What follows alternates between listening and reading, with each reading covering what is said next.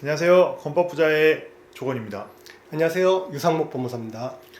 저희 좀 전에 투자자 회의 마치셨죠? 네. 네. 뭐 원만하게 잘 이루어졌는데 마무리까지 잘 해야 될 텐데. 뭐 어려운 시기인데 네. 서로 네. 뭐 좋은 아이디어 내서 네. 이 시기를 이겨낼 수 있는 회의였으니까 네. 저는 뭐 만족하고 있습니다. 네. 그래서 이 투자자 회의도 네. 우리 그 건법부자 시청자분들에게 공유할 수 있는 내용을 좀 공유하면 뭐 재밌지 않을까요? 좋을 것 같아요. 그쵸? 네, 많이 뭐 참고하실 수 있는 사람들이 많은 것 같아요. 네. 자, 그래서 그거는 또 저희가 정리를 해서 올려서 공유를 할 수 있으면 하는 걸로 네. 이렇게 하고, 오늘 그 법무사님 모시고 제가 여쭤볼 거는 최근에 이슈가 된 네. 것 중에서 빌라 왕이라고 이제 들어보셨죠?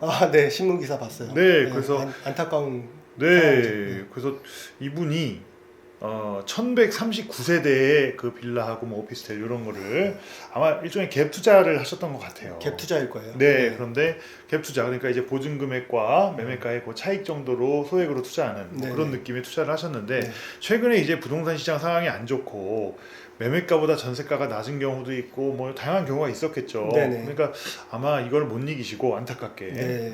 그렇게 돌아가시게 된 것 같은데, 문제는 이제 남는 분들이 네. 그 세입자분들이죠. 그렇죠. 그래서 그 보증 금액을 못 받는다든지 하는 그런 문제가 이제 발생이 돼요. 지금 당장 현실적으로 문제가 엄청나게 많이 발생을 했을 거예요. 그렇죠. 이분들 네. 결국에는 그 미납 보증금이 발생을 하게 되면 네. 결국에는 경공매 처리로 절차가 나갈 거잖아요. 그렇죠. 그러니까 미납 네. 보증금이라는 거는 내 보증금을 돌려받지 못하는 거를 미납 보증금이라고 네네. 표현하신 거죠. 완제 받지 못하는 보증금. 네. 그래서 나는 이제 기간도 만료되고 네. 보증금을 갖고 나가려고 하는데 그 네. 보증금을 돌려받지 못하는 네, 그 네. 상황이 지금 발생이 되는 그렇죠. 거고, 네. 그 경우에 지금 말씀하신 그 경매가 네. 진행을 하는데, 그런 경우에는 임차인, 내가 보증금을 돌려받기 위해서 경매를 신청하는 거잖아요, 그죠? 그렇죠. 뭐 임차인이 신청할 수도 있고요. 아니면 뭐 다른 채권자가 신청할 수도 있고, 맞아요. 아니면 미납, 체납 금액이 있다면, 네. 미납이란 말을 자꾸 쓰네요. 네. 맞지 않는데, 네네네. 체납된 금액이 있다면 네네. 세금 금액, 음. 압류 금액, 그렇다면 공매 절차가 진행될 수도 있겠죠. 아, 그렇구나. 그럼 공매, 세금에 의해서 공매 절차가 진행될 수도 있고, 네. 임차인에 의해서 경매 절차가 진행될 수도 네, 있고. 네. 자, 이 상황에서 현실적인 얘기, 네. 뭐냐면 그런 어떤 상황에 놓인 그 임차인들의 입장에서 네. 가장 그래도 내 재산을 좀 지키고 네. 현실적으로 피해를 최소화하거나 아니면 조금 더 멀리 보고 뭐 풀 수 있는 방법이, 솔루션이 있다든지 이런 어떤 제안을 좀 해줬으면 좋겠어요. 결국에는 그 임차인이 네, 전입 신고와 확정 일자로 네, 그 보증금에 대한 우선 변제권을 확보하고 있는 상태라면, 네. 그렇죠? 이것까지 안 되어 있다면 사실상 뭐 보호 절차는 전입 힘들 것 같고. 신고와 확정 일자. 네네. 그래서 임차인의 대항력과 그 우선 변제권을 갖추고 있는 분이라면 네네네. 일단은 그 금액만큼은 본인이 경매 절차에서 보호가 되니까. 네. 다만 그 경매가 낙찰이 되면 그 낙찰 금액이 있을 거잖아요. 네네네. 그 금액 자체가 보증금을 다 회수할 수 없는 정도의 금액이라면 그 뭐 선순위에 금액은- 또 뭐가 있고 그렇죠, 뭐 이런 그렇죠. 식으로라도. 네. 그렇게 된다면 그 금액만큼은 손해가 발생할 수 있겠죠. 예를 들어서 시세가 네. 일단은 한 뭐 1억인데 네. 내 전세 보증금은 네. 8천만 원이에요. 네. 그러면 누군가가 그거를 1억 또는 9천만 원에 낙찰을 받으면 네. 나는 전세 보증금을 그 절차를 통해서 돌려받을 수 그럼 있는데, 배당 받으니까요. 그렇죠. 근데 문제는 네. 내 전세 보증금이 8천만 원인데 네.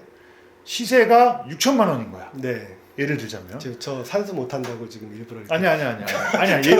네. 이해하기 좋게. 네네네. 뭐 왜 그러세요? 아니, 그래서 네. 그런 경우에 네. 경매를 진행해 보니까 낙찰이 네. 누군가가 6천만 원에 받았다 네. 라고 하면 내 보증금 8천 중에서 2천만 원을 돌려받지 못하는 상황이 그렇죠. 되는 거잖아요. 네네. 주로 다세대나 오피스텔 뭐 이렇게 네. 알고 있는데, 지금 이제 부동산 시장 상황이 굉장히 안 좋지 않습니까? 네. 그럼 저는 이제 언뜻 생각하기에 네.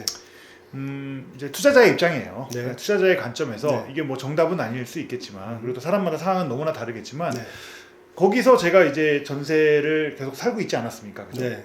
그러니까 차라리 그러면 그럴 바에 내 자산이라고 생각을 하고 네. 그거를 8천만 원에 내가 낙찰을 받는 게 그런 방법은 어떻게 생각하세요?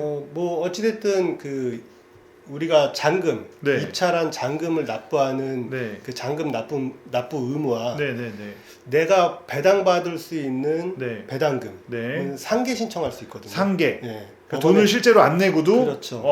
네. 처리를 할 수 있는 방법이 그렇죠. 있다. 상계 신청해서 실제로 낙찰 잔금을 다 내지 않고 내 배당받을 채권 금액 한도 내에서 상계 신청해서 소유권을 취득하는 방법은 있어요. 그러면은 그 경우에 잠깐 하나 네. 질문하고 싶은 게 네. 입찰 보증금은 그래도 있어야 될 거 아닙니까? 입찰 보증금은 예를 들어서 10%면은 그렇죠. 800만 원은 네. 넣었다가 네. 예를 들어서 8천만 원 내 전세 보증금에 8천만 원으로 내가 낙찰을 받겠다라고 네. 하면 최소한 800만 원은 필요하고 네. 그 다음에 그걸로 낙찰을 내가 받았다면 네. 누군가 뭐 9천만 원에 낙찰을 받아주면 저는 그냥 전세금 받고 빠지면 그렇죠. 되는 거고. 네네. 근데 내가 만약에 800만 원에 보증금을 걸고 네. 낙찰을 받았다라고 네. 하면 잔금은 실질적으로 준비를 안 해도 상계를 할 수 있다. 그렇죠. 네.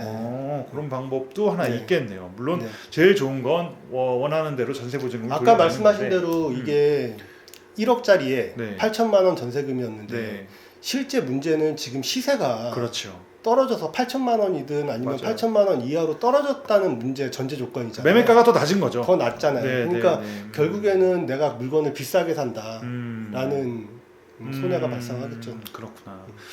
그래요. 근데 이제 또 장기적인 관점에서 뭐 대한민국이 망하지 않는 이상은 또 어떤 투자자의 관점, 뭐 다른 생각을 가지신 분도 계시겠지만 네. 또 장기적인 투자자 관점에서는 또 다른 생각도 할 수 있으니까. 네. 또 요 관련해서 그 경매 절차 진행하는 데는 뭐 비용이 얼마나 발생됩니까? 경매 비용이요? 임차인이 내가 임차인인데 보증금 못 돌려받아서 뭐 아까 내가 입찰을 참여하든 아니든 그건 변론으로 하고 네네. 이 방법을 통해서 좀 정리를 하고 싶은 거야. 예. 그 경매 비용을 산출하려면 네. 부동산 가액에 네. 따라 그 요율이 정해져 있어요. 네. 그래서 대략 대략. 한 10억 정도의 아파트라면 예. 경매 10억 비용이 기준. 대략 지금 암산을 해볼까요? 저 대충 수학 대충. 산수 못한다 그랬는데 자꾸 왜 그러세요? 그때 농담 한번 대략 해가지고. 뭐 제가 네. 얼추 예상해 보면 한 350만 원 정도. 경매 네. 비용이 그건 네. 누가 부담합니까? 집행 비용 일단 채권자가 부담해서 법원에다 납부하고요. 이 집행 비용은 나중에 배당 절차에서 최우선으로 먼저 그 배당을 해줘요. 그러니까, 최우선으로. 네, 비용 납부자에게. 최우선으로. 네네. 그렇구나. 그리고 기간은 얼마나 걸릴까요? 기간은 뭐 1년 정도 걸린다고 보셔야 돼요. 그럼 낙찰자가- 이제 내가 이제 거기 살고 있으면서 네. 1년의 기간을 거쳐서 소유권을 정리를 하던 뭐 보증금을 일부를 돌려받던 네, 전부를 네, 돌려받던 네. 1년의 기간은 생각을 해야 네. 됩니까? 그리고 아까 말씀하셨던 게 꼭 우리가 입찰을 해서 그 상계 신청을 통해서 네. 소유권을 취득할 수도 있지만 그렇죠. 제가 만약에 그 대항력 있는 임차인이라면 네, 네, 내가 네. 최우선 임차인이에요. 네. 그렇다면 그냥 사시면 되거든요, 사실은. 그냥 계속 왜냐면 살아. 그 낙찰자는 이 임차인을 네. 대항력 있는 임차인을 인수해야 돼요. 네, 네, 네. 그러니까 예를 들어 1억 원의 보증금, 아까 8천만 원이라고 했으니까 내가 8천만 원의 보증금이 있는 상태에서 낙찰이 8천만 원을 다 회수해 줄 수 없는 없는 상황이야. 낙찰이 누가 6천에 받았어. 네, 낙찰을 받는다면 저는 그냥 임차인은 그냥 거주하시면 돼요. 그런 방법이 네, 있어요. 거주하면 그 낙찰자는 8천만 원에 못 받은 배당금을 못 받은 보증금을 네. 인수해야 되는 의무가 있는 사람이에요. 그러면은 사실상 나는 계속 거기 살아도 되고 그렇죠. 그리고 세입자로 사는 거지만 전세 그렇죠. 세입자로 그렇죠. 사는 거지만 그 주택을 낙찰 받은 네. 누군가에게 나 여기 8천만 원 줄 때까지는 안 나갈 거야 라고 네. 주장을 할 수 있는 네. 그런 방법도 있나요?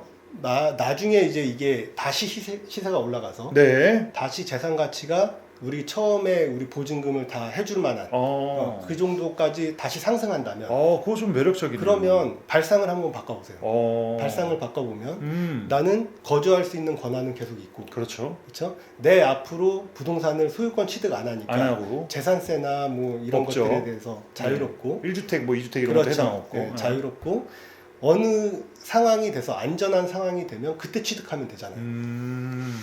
내가 그것도 아이디어네. 내가 임차인의 대항력만 있다면 시간적인 내가 버틸 수 있는 그렇죠. 시간적인 거기 계속 거주를 해도 된다는 상황만 전제를 그렇죠. 한다면 그렇죠. 괜찮은 방법일 수도 있겠네요. 네네. 시간적으로 이제 네. 여유를 갖고 본다면 네.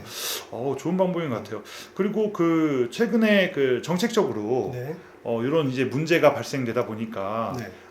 정책적으로 이거를 임차인을 보호하기 위한 그런 이야기들 많이 하고 있는데 네. 그 중에 제가 지난 시간에도 저희 건법부자에서 한번 이런 내용을 다루기는 했어요. 네. 네, 그래서 임차인의 그 열람권, 네. 그다음에 뭐 최우선 변제 금액도 좀 상향을 했고 네. 임대인의 체납 정보를 확인할 수 있는 그 열람 뭐 네, 할 수 네, 있고 뭐 이런 실효 강화 조치도 최근에 이제 발생이 됐었고. 요번에 또 한번 그러한 절차들을 강화하는 네네네. 조치들이 한번 또 발표가 된 것 같아요. 아, 네, 그래서 어떤 거죠? 미납 그 국세를 네. 열람할 수 있는 실질적인 실효성을 강화하는 조치를 마련하겠다. 이런 얘기가 나왔었고 지난 발표에도 근저당권 설정 금지 특약 뭐 이렇게 해서 임대차 계약서의 네. 문안 자체를 네. 이제 표준 네. 임대차 계약서를 만들어서 하겠다, 네. 보호하겠다라고 했던 부분도 맞아요. 이제 지난번에 다시 한번 다뤘었죠. 또 조치를 강화하는 이런 강화하는. 부분이 있고요. 아.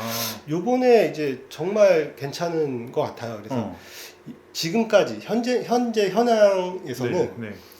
당해세라는 거 있어요. 당해세. 네, 당해세. 네. 그러니까 당해세 어떤 부동산에 거죠? 네. 그 해당 부동산에 직접 부과된 세금. 내가 예를 들어서 임차인이면 거기 네. 거주하는 부동산에 네. 임대인이 뭐 네. 부가 당한 세금들. 그죠. 그 부동산에 대해서 나온 네. 뭐 이제 상속증여세라든지 네. 종부세라든지 종부세. 이런 것들이 임대차 보증금에 우선했었거든요. 그렇죠. 최우선 순위였죠 원래. 그러니까 원래 가장 아까 먼저였죠. 좀 전에 말한 대로 최우선 순위가 경매 비용, 네. 들어갔던 경매 비용. 네. 두 번째가 임금 퇴직금, 네. 그다음에 최우선 변제. 네네네. 그러니까 보증금 중에 일정액 네네네. 조건에 해당할 때만 요건에 네네. 해당할 때만 적용되는 최우선 변제.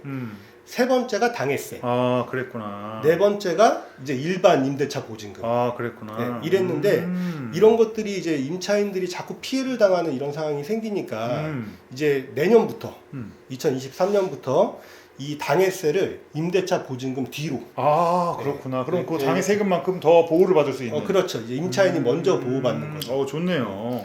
이거는 뭐 내년 1월 1일부터 시행입니까? 아직 이렇게 하겠다. 하겠다는 정책을. 네, 정책만 발표된 거고. 내년에 한번 시행해 보겠다. 네, 국세기본법이나 이런 법령들을 이제 해야 되겠죠. 네. 그리고 마지막으로 제가 이제 지난 시간에도 한번 이야기를 했던 것 같은데 그 보증보험제도에 대해서 그 법무사님이 말씀을 해주셨잖아요. 근데 이런 그 빌라왕 같은 경우에는 이제 해당이 안 되죠. 실질적으로 이제 보호 받으려면 보증보험 증권을 발급받는 게 가장 큰 보호 조치였잖아요. 맞아요. 임대인의 동의 없이 말씀하셨었죠. 이제 완전히 보호될 수 있는 걸로 정책이 자꾸 이제 네. 강화되고 있고 네네. 그래서 그렇게 해야 되는데 네. 지금 이 빌라왕 사례 같은 경우에는 허그나 이런 데서 결국에는 보증보험금을 주고 네. 구상권을 행사해야 되는데 네네네. 그 구상권을 행사할 당사자 임대인이 이미 사망을 해버려서 네. 법률적인 문제가 굉장히 많이 심각하게 발생할 것 같아요. 그렇구나. 참 안타깝네요. 그것이 어디까지 보호가 될지는 이제 앞으로 진행되는 상황을 좀 봐야 될 것 같습니다. 네. 그래요. 아니 오늘 또 법무사님이 지금 뭐 사회적으로 많이 이슈가 되고 있는 뭐 전세 보증금 요거 이제 그 반환이라든지 관련해서 많은 이슈가 되고 있는데 그거에 대해서 그 어떤 절차와 이런 또 우리 시청자들이 궁금해할 내용들 많이 말씀을 해주신 것 같아서 의미 있는 시간인 것 같아요. 네, 감사합니다. 네. 그래서 오늘 우리 건법부자에서 이야기했던 내용이 도움이 되기를 바라고요. 다음에는 더 좋은 내용으로 저희가 찾아뵙고 오늘 여기서 마치는 걸로. 네, 알겠습니다. 그렇게 하시죠. 네, 그래요. 감사합니다. 네, 감사합니다.